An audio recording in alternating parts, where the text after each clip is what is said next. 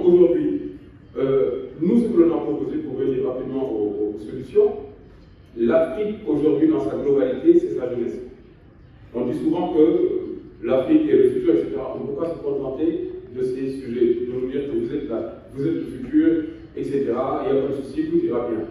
Ce qui nous appartient, on doit l'arracher. On l'a vu aujourd'hui. Beaucoup de jeunes Africains sont en conflit avec leurs dirigeants. Pourquoi? Parce qu'il y a un gap. Il y a un gap entre la tâche du gouvernement qui est très difficile, qui est de trouver des équilibres entre les exigences de la jeunesse et aussi la performance de l'action publique.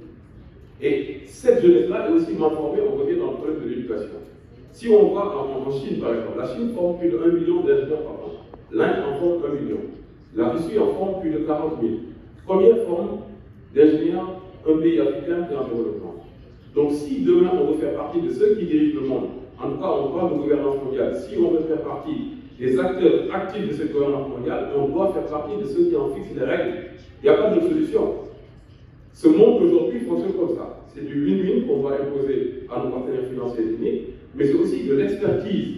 On a proposé dans notre ONG une convention internationale. C'est une législation internationale, c'est une loi cadre qui permet aux pays européens de ratifier une convention qui ne peut être portée que par l'Union africaine. Parce qu'un seul pays ne peut pas le faire.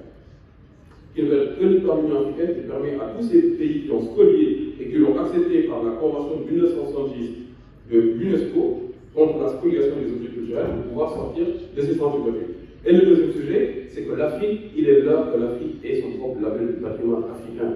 Que l'Afrique arrête de pleurnicher en disant qu'on n'est pas bien reçu au niveau de l'UNESCO, qu'on n'est pas dans la liste, mais créons notre propre liste du patrimoine africain.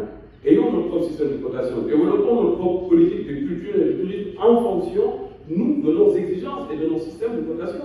Si on a notre liste demain que l'UNESCO nous liste ou pas dans leur fameuse liste du patrimoine, excusez-moi, ça ne nous intéresse plus maintenant. Parce qu'on a notre liste, on peut développer notre liste à travers nos acteurs, à travers nos propres critères qui ne sont pas les leurs.